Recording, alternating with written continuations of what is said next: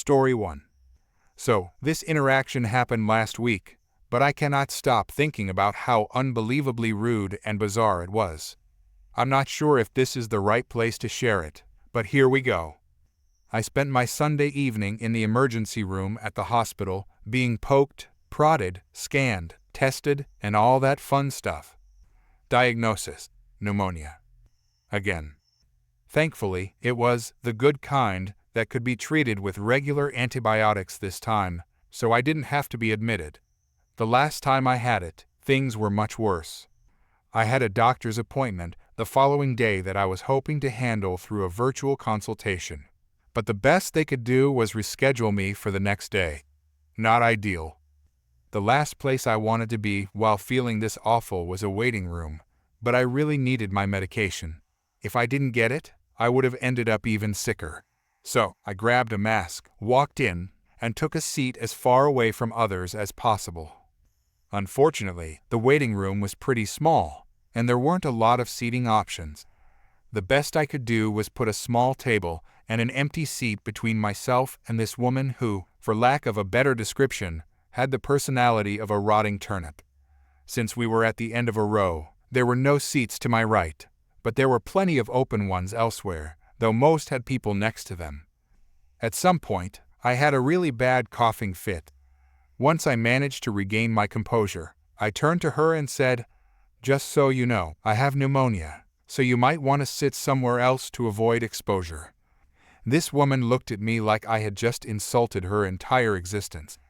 With the dirtiest glare I've ever received in my life, she snapped, "You're not getting my seat. I was sitting here first. You'll have to physically move me, and trust me when I say you don't want to put your hands on me." I wanted to say, "I don't want your seat, ma'am.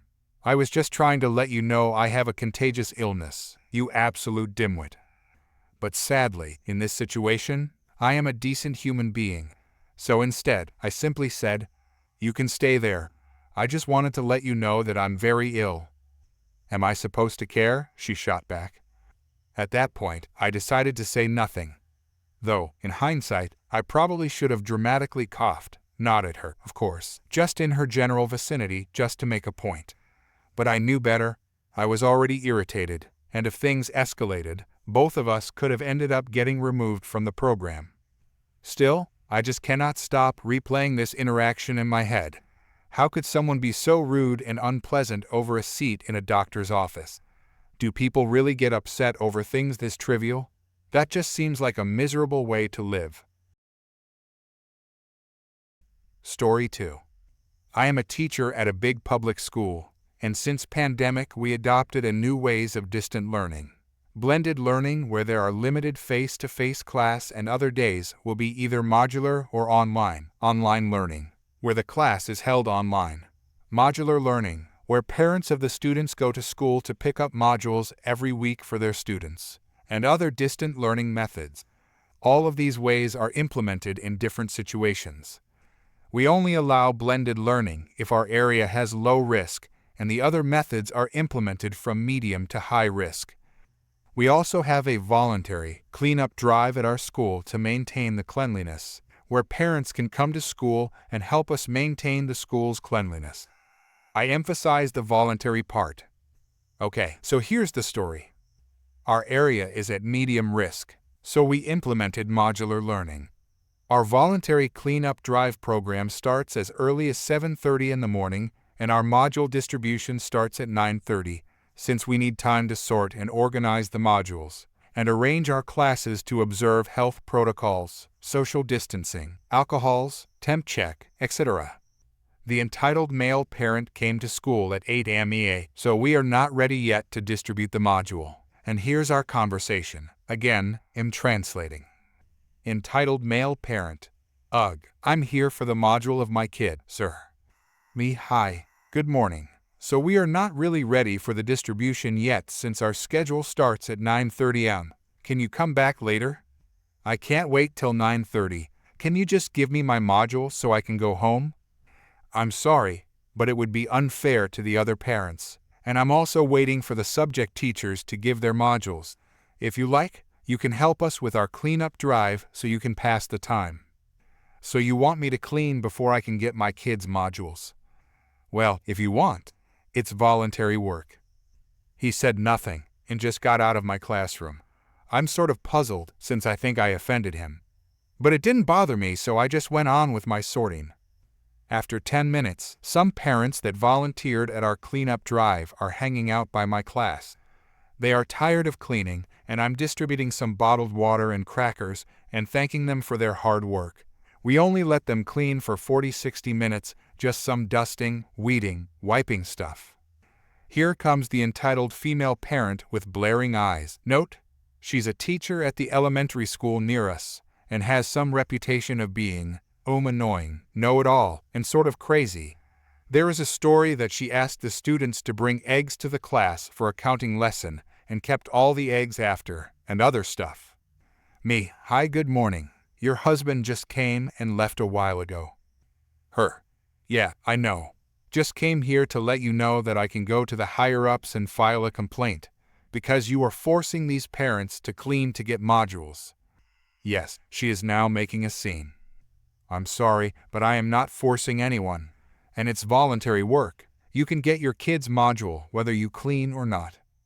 My husband came here and you told him to clean first before he can get my kid's modules. I'm sorry, I just suggested to your husband that if he wants to pass the time, he can clean, since I'm not ready to distribute the modules. The other parents here are waiting too. No, I want my kid's modules now. You can't require work to parents before getting the module. Sorting the modules to give her, even though it's not complete yet. It was only 8:30. I say, okay, please ma'am, can we talk about it at my office? Some parents are resting here. We went to the office. Our principal got alarmed with the commotion at my class, so he went by my office and Karen changed her tone while conversing with our principal. Our principal apologized and I gave her the modules. Then I explained to our principal the situation and he said to just keep calm and not think about it. I came back to my classroom flustered but smiling as the parents were talking and laughing about Karen's behavior. I almost forgot about the commotion, and the following week came up. There came a visitor to our school. It was our school's district supervisor. Apparently, Karen really filed a complaint. So I went to the principal's office, and when I got there, our principal and supervisor were both laughing and giggling. I went there thinking I would get into trouble, but our supervisor looked at me and said, "You must be X? Don't worry, I just came here for formality purposes because a complaint was filed. But don't worry, Karen is a cuckoo teacher that has filed 4 complaints just this quarter. Just went here to know your side of the story so I can complete my report. You are not in trouble. We all know she is crazy." Me. Ugh, okay ma'am, thank you. So there it is. Karen really built a reputation for herself and just went on like nothing happened, and I give them special treatment because, as we say here, you're the crazy one if you mess with crazy people. Story 3.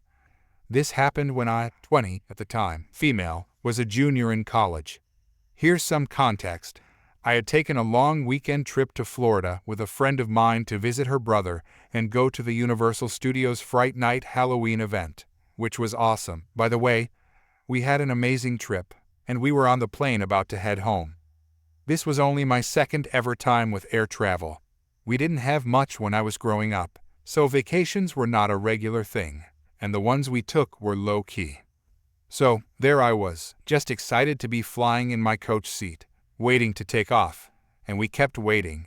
It became clear that there was a problem with the plane when the flight attendants started calling various passengers to exit to be placed on different flights, so they'd make their necessary connections.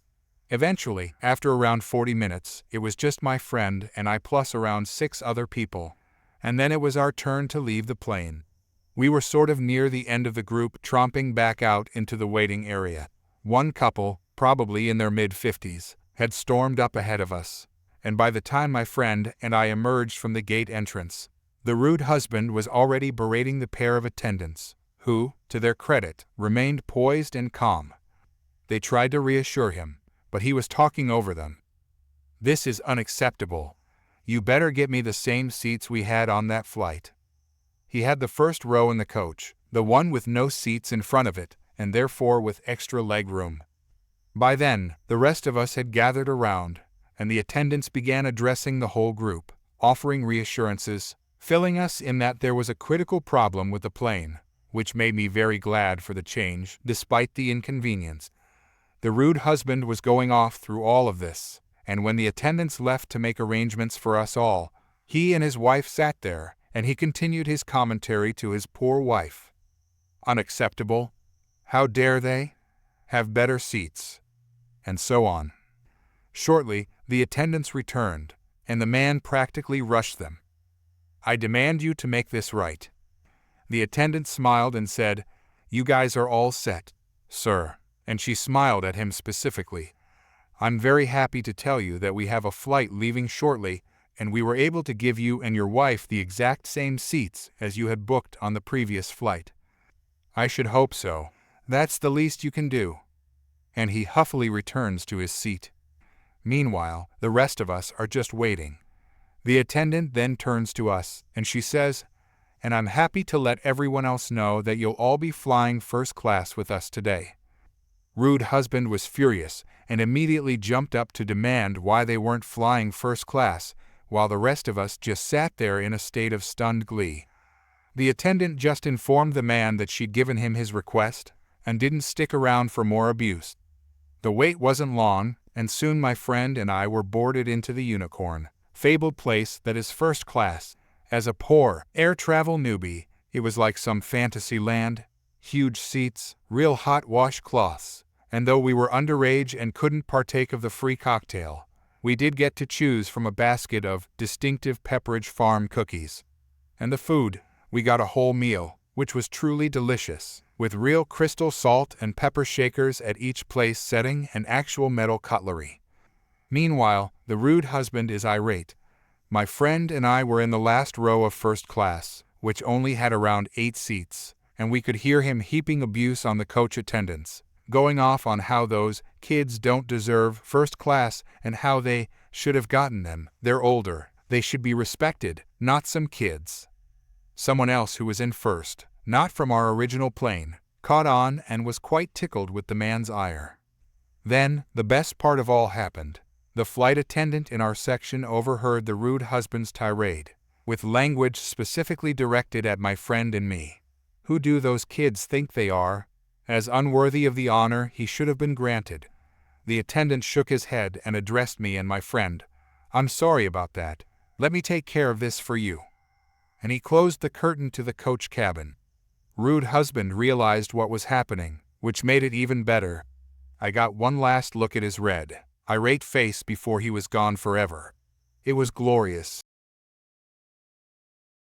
Story 4. Backstory for context. I had just left the hospital about a week or so ago, due to really bad pain behind my knee. So bad that I couldn't sit, stand fully upright, walk, lay down, nor bend or fully straighten my leg. It came out of nowhere and got progressively worse every day that I ended up bedridden for 2 weeks. Also to note, even though the summer heat is coming to an end where I live, I drank plenty of cold water to the point where I'd have to get up every hour to use the bathroom throughout the day. The pain was so bad that I would lose the urge and would just lay in bed all day, not even wanting to get up to eat or pee, because it was so bad and sensitive to the touch that any movement would make me wince. Doctors were baffled, so there was a CT scan and an MRI done, as well as bringing in an oncologist, because I had a large mass of fat behind my leg, a tumor about the size of a football. Hearing oncologist almost brought me to tears as I feared for the worst. It turns out what I thought was a really bad cramp was actually torn tendons and ligaments in my leg. I hadn't fallen or hit my leg against anything, which confused everyone, and the large mass was just a fatty tumor. Nothing too serious according to the doctors and surgeon. No operation was done. It's not cancerous, and I was told in a few weeks the swelling would go down and my leg should heal naturally. I've been using a walker since discharge, and just recently the pain is much more tolerable that I no longer need it. But still use a walking cane because there's still a chance I could fall, and I won't risk it for a biscuit. Now that that's out of the way, on to the story. I've been given hydrocodone upon discharge for the pain, but only for 3 days as it's pretty strong and one could possibly get addicted. So I've been taking Tylenol after my meds ran out as it's the strongest over-the-counter medicine I could get. I have to keep my leg either very still while laying down or constantly moving it, i.e., walking, as it hurts if I stand still for too long. This incident happened 2 days ago. Instead of sitting at home, doing leg exercises in bed, and waiting for my dad to go bring me pain meds, I decided to go with him to keep myself moving, hoping it would help me, plus spend more quality time with him. We've had a on and off bumpy relationship. So we headed to the pharmacy, and once we're there, I decided I also wanted some jacket snacks. I informed my dad about this, and so he doesn't have to slowly follow me around, I suggest he go out to get some quick groceries at the supermarket across the street. He agrees, and we go our separate ways for a while. I go around with a basket and pick my stuff up along with pain meds, taking my time, then head to the counter up front. This is where the entitled dad and his son come into play. The son was quiet the entire time and didn't say a word. As I'm standing in line, I put my basket down next to me and hold on to my cane. As mentioned before, it hurts to stay standing still for too long, and my hands start to wobble a bit as I'm struggling. The entitled dad is behind me in line and makes a snide remark about me struggling to stand, saying how I should quit being a drama queen. You can wait. I turn to him and glare for a few seconds before replying, I have a bad leg, I can't stand for too long, in a deep, irritated tone before turning away. As I do, this man has the absolute nerve to walk over and picks up my basket and starts rummaging through my items. I turn and demand loudly, put down my basket now, to ensure I grab other people's attention. He scoffs and hands it to his son, who's about maybe 6 years old and carrying their own basket, and keeps rummaging, picking out and commenting on my snacks, and gets to my pain meds. What are you, some sort of junkie? What's with all the painkillers? You're getting off on these, aren't you? There's only 3 other people in line who are either staring or trying not to get involved. I ignore his question and ask for my basket back. This angers the entitled dad, and he asks again in a much louder voice. You're hooked on these, aren't you? As he throws the stuff back into the basket. I'm almost up to the counter next, but I walk a bit closer as my leg is now starting to feel a bit stiff and ask once again for my basket. The entitled dad shouts, fine. And as I hold my hand out to grab it, he, instead of handing it to me, throws it forward towards me. I'm only 5'7", and this man was about 6 foot something, pretty tall guy, and threw it at chest height as if tossing a basketball. So basically, he tossed it at my head.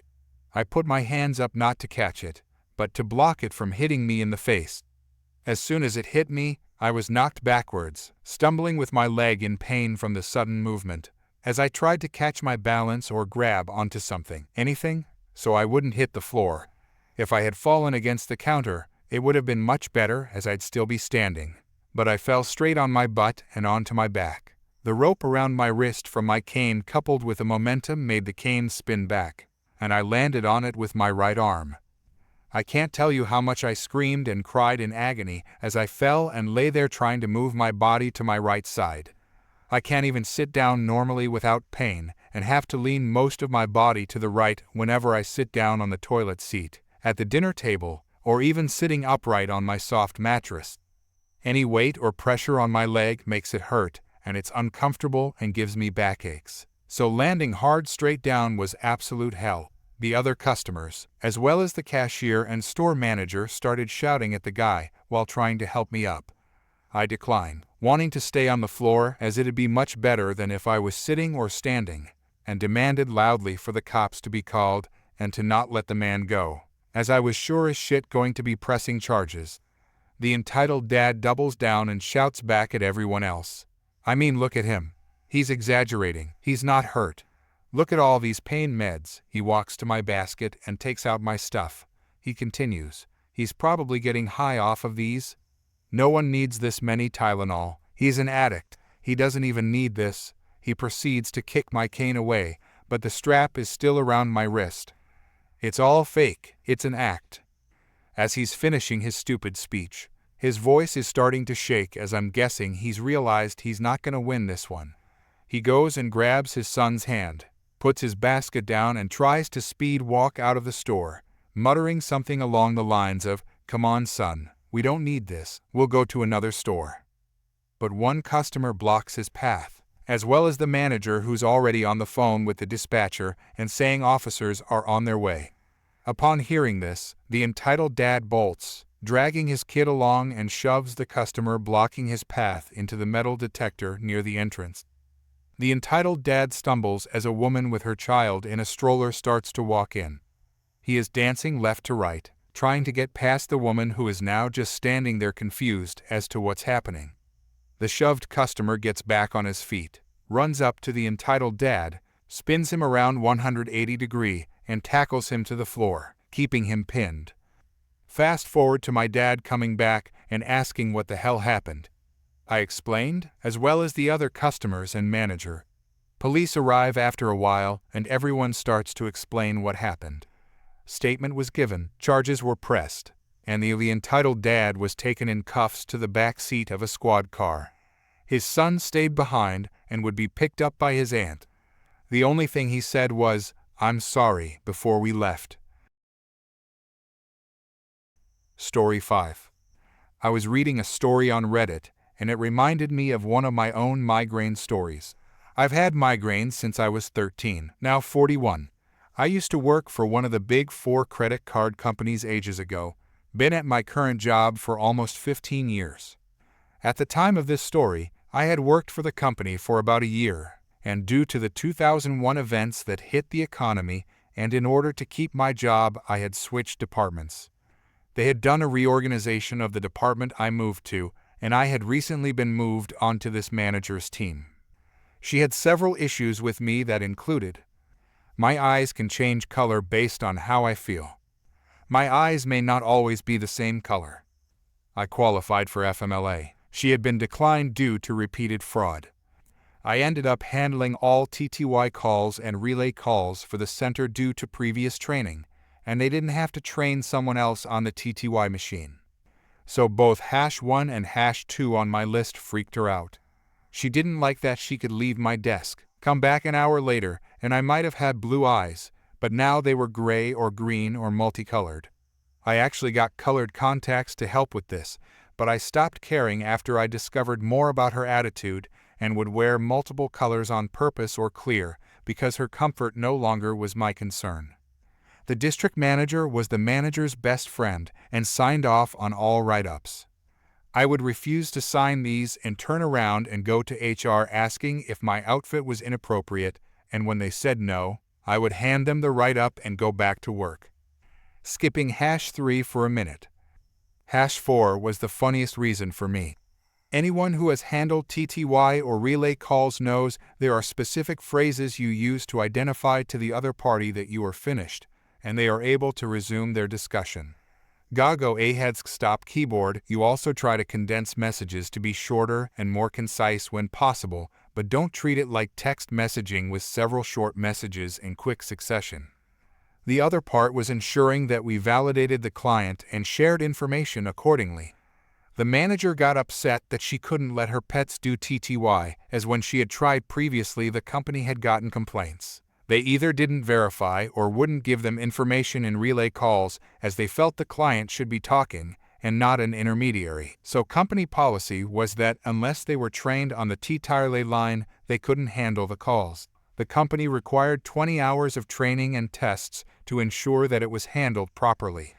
Not having to train someone in TTY protocol was a bonus for the department, as I had been trained in my previous department.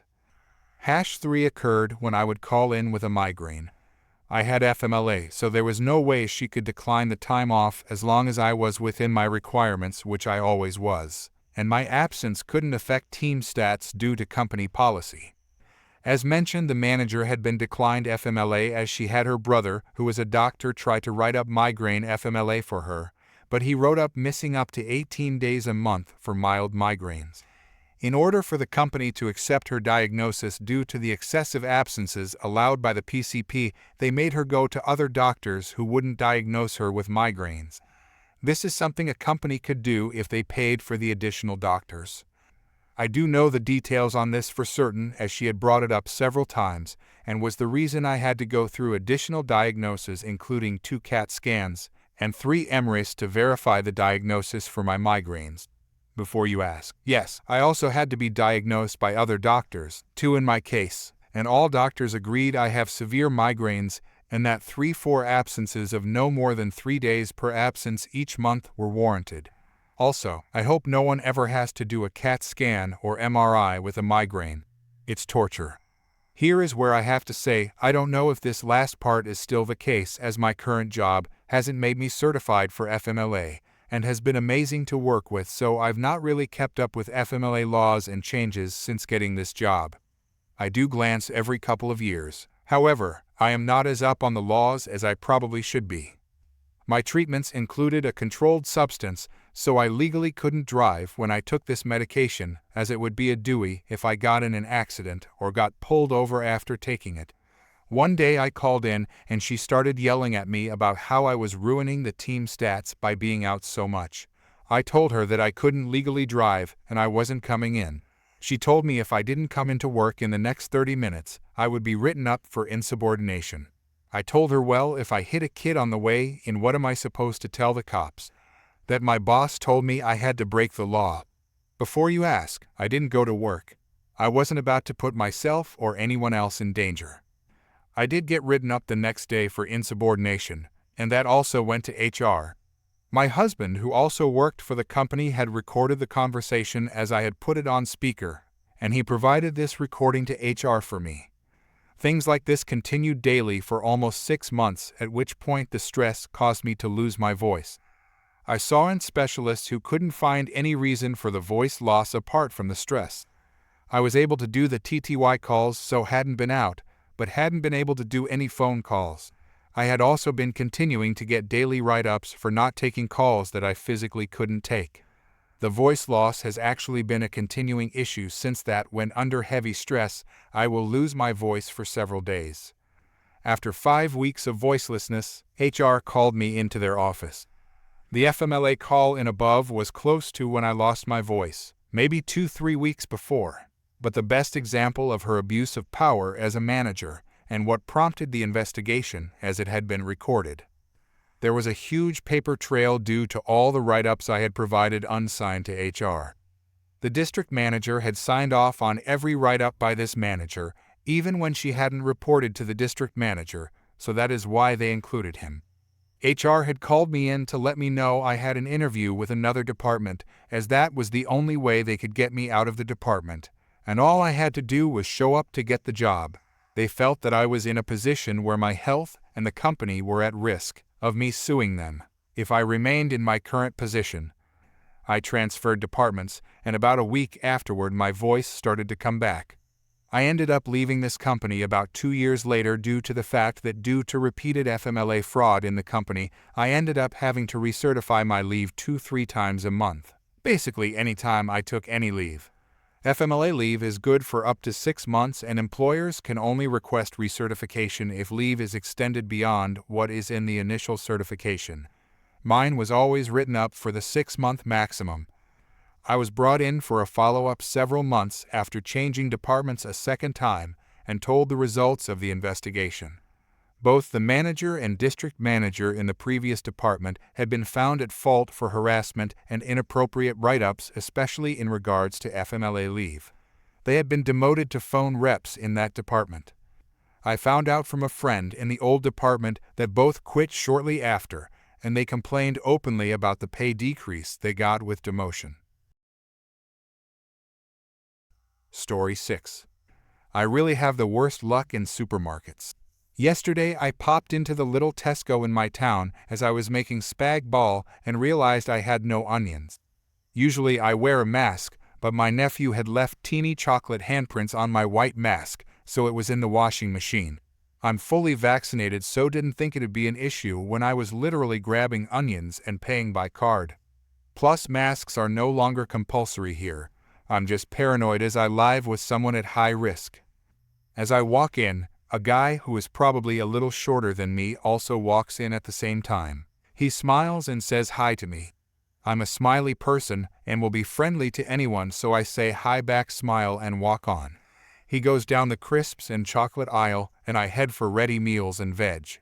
Out of the corner of my eye, I can see his head following me as I walk past. I know I'm a pretty girl, but I'm also relatively large, and while I do get attention from men, it's not usually so full-on watching me go kind of thing. I thought nothing of it at the time. It was a little flattering, so I got my onions and walked to the till. The man stood directly in front of me. No issue until he turned around and smiled at me. I smiled back, then looked away. I kid you not, guys, he starts doing lunges, like actual lunges in front of me. Then stretching his leg up behind his back and twisting his torso to look back at me. I am pretty uncomfortable at this point, so I'm avidly reading the wine rack. There is a wine called beefsteak wine, and I'm super confused. I don't drink as to why it's called that. Is it a beef-flavored wine? Is it specifically for beef and steak pairings? God, I hope it's the latter. All the while this guy is still lunging, twisting, and trying to smile at me. Finally, the old dear in front has all her stuff in her granny trolley and shuffles off. Man in front buys his cigarettes and chocolate bar and goes to stand by the front door. I'm feeling super uncomfortable at this point because he's literally staring at me while I buy my onions. I pay and go for the door again, avoiding eye contact and just acting like I'm in my own little world. But he doesn't seem to take the hint. He stops me at the door. He says, "Hi, I'm John Smith. Can I get your number?" I deadpan just say no and start walking to my car. Not sure what happened next, but a second later an older gentleman with a West Highland Terrier stepped in between us and said, "The girl said no, leave her be." I thanked the older man, avoiding the other guy's eyes and going to my car. He ran to his van and got in and waited. I just have a bad feeling at this point. So I drive out of the car park and go the opposite way to my house. Thinking back on it, it was probably a really stupid move of mine because I drove in the direction of nowhere. Like the next town is 30 miles in the direction I drove, with a ton of small villages in between. The nearest being 9 miles away. Like I said, not smart. And just as my instincts said he would, John Smith starts to follow me. He's in a white van, and I'm in a little car, so the windy roads and random side lanes did come in handy. I ended up driving 17 miles out of my way in a giant semicircle to get home. He followed me for at least 8 of them before he lost me going up a large bendy hill that opens onto a blind crossroad. Just to ensure I wasn't being paranoid, I'd taken turns that make no sense and pretty much done a circle before driving onwards. It started out as a semi-flattering thing in a supermarket, turned into me nearly killing us both, speeding round tight corners scared to stop. I honestly don't understand the entitlement of people that think this behavior is acceptable. I do have his number plate. I'm probably going to report him to the police, to be honest. I have the entire thing on dashcam.